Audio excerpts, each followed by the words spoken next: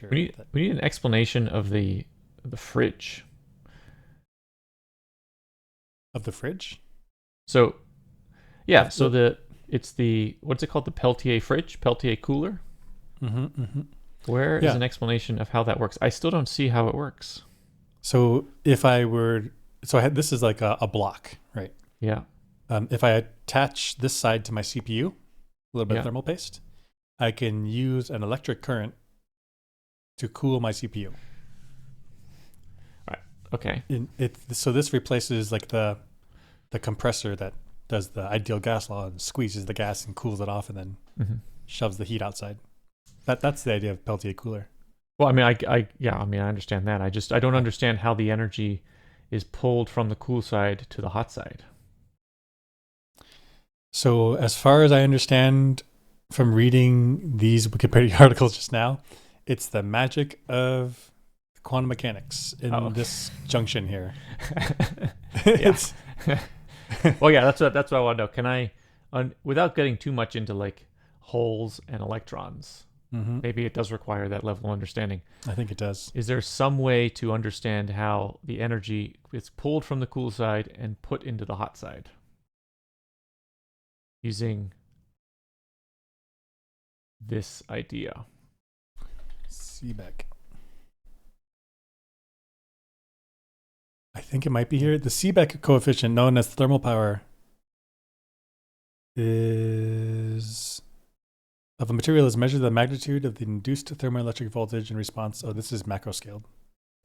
I guess this is like you put a temperature high on one side of the metal, low on the other side of the metal, and you also hook up a generates a voltage. voltmeter, so the difference in temperature generates a voltage. Each Mhm. material has a coefficient, so you can relate the delta T to the delta V, and I guess that's the Seebeck coefficient. Seebeck coefficient, I guess. Maybe the Nernst. In chemistry, physics and chemistry, the Nernst effect is a thermoelectric phenomenon observed when sampling, allowing thermal conduction to be subjected to a magnetic field. Oh, this is more complicated. That sounds different. And Yeah. a temperature gradient normal perpendicular to each other.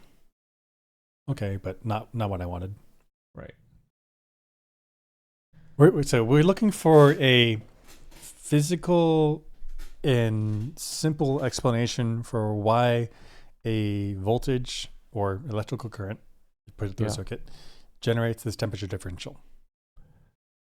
And so there's So, like a macro scale explanation that Mhm. it does, and then there's a quantum mechanical explanation where we need to really understand like where the holes and the electrons are going. Well, I kind of have a little bit of a physical intuition of why a temperature difference creates a voltage difference, Okay. but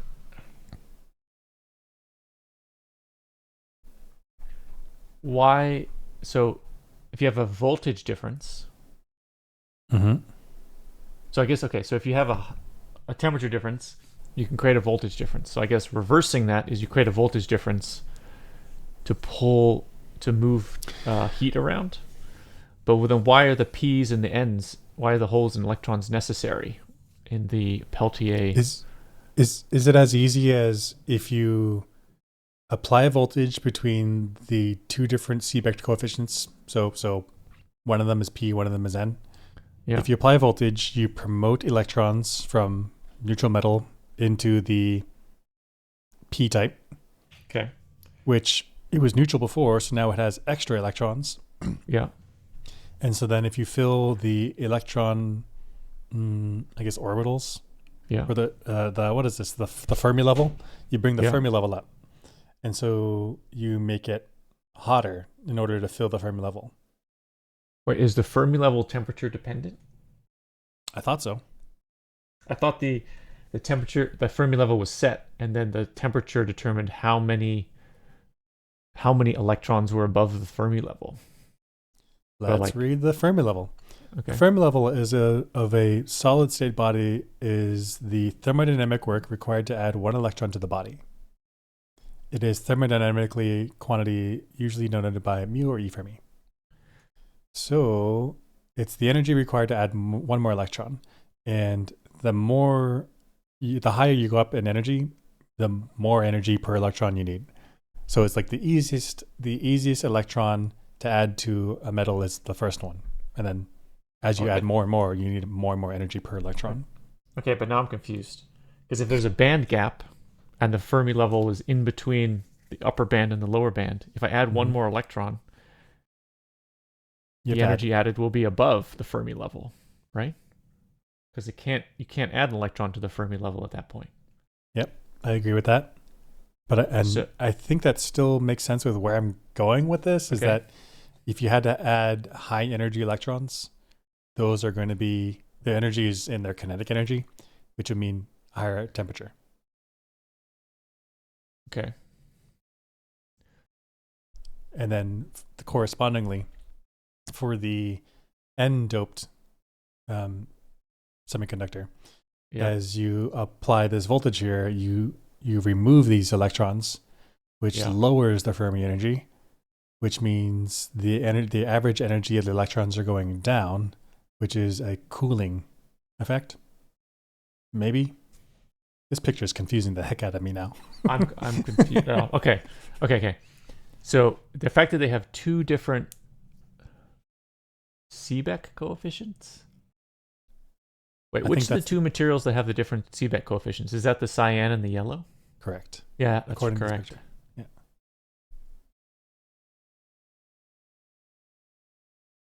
Which means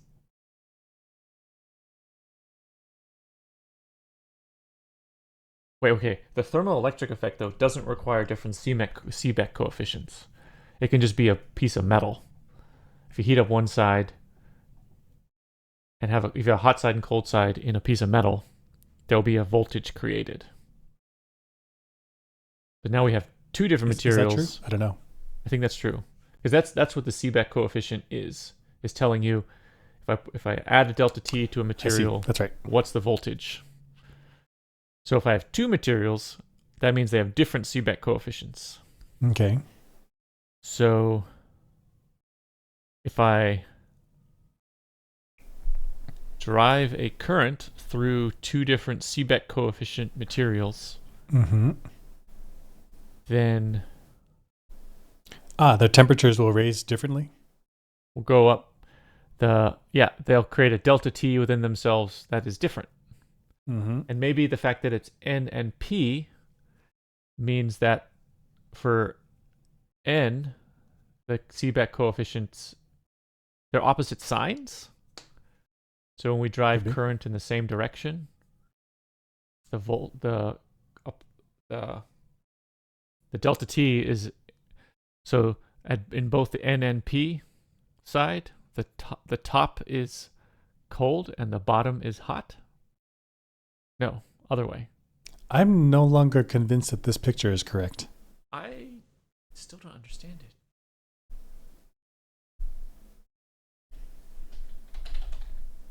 I mean, Like it may be conceptually correct, but maybe not physically correct.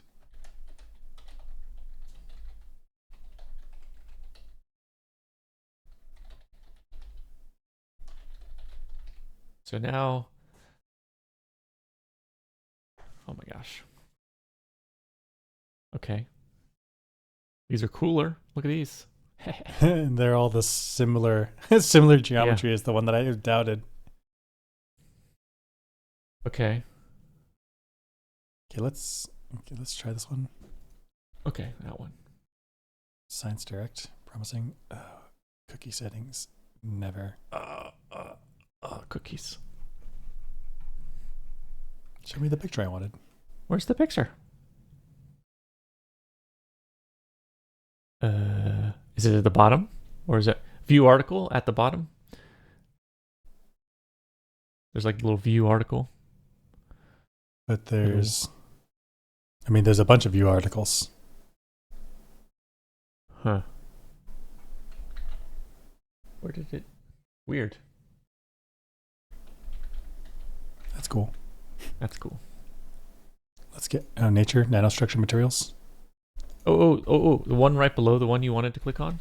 That has a picture of electrons piling up. That looks cool. What is that? Yep. Okay. Oh my gosh, I thought these are the same. Seebeck and Peltier, they're saying it's just Reversed? Oh, wait, okay. So this one. What? Okay. So there's a current in the Seebeck effect picture. There's a current going clockwise. Agreed. And you supply a heat source, and then you will measure it on your light bulb. I see. So the heat source is at the top, and the blue, I assume, is the cold side, and then that drives the current. And because the green and the pink are opposite, I think, Seebeck coefficients. Right. Then they can drive a current clockwise, if I read that correctly. So I think what you said earlier was correct, in that the reason these have to be opposite in their dopeness, their Seebeck coefficients, is because if you have a current going up here, you push the heat up and then bring the cold down, so to speak, push the heat up.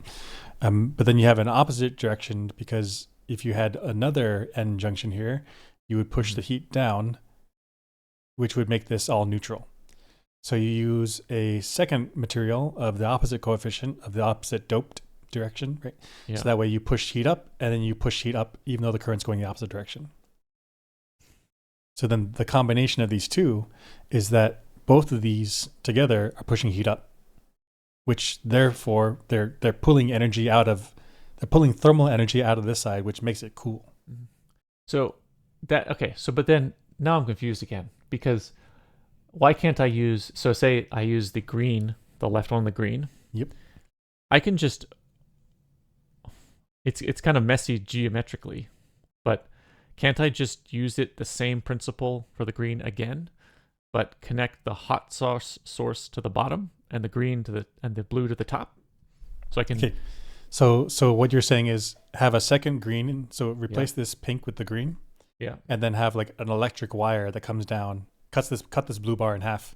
Have an electric wire that comes down, and then you made this in series.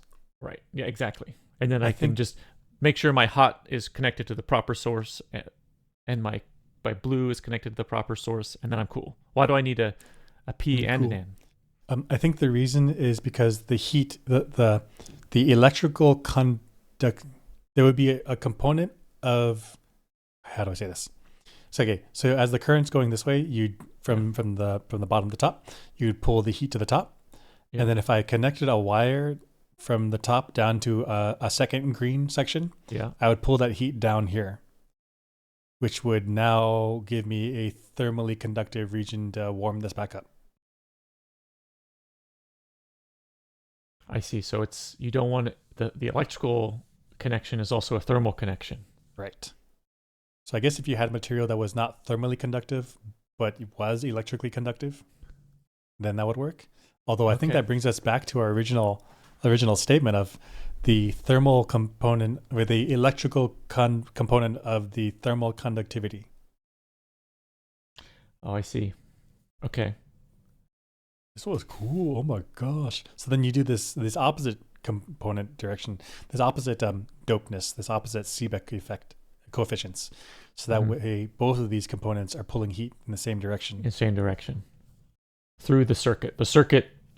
The electrical connection and the thermal connection are working together. That's right. Okay.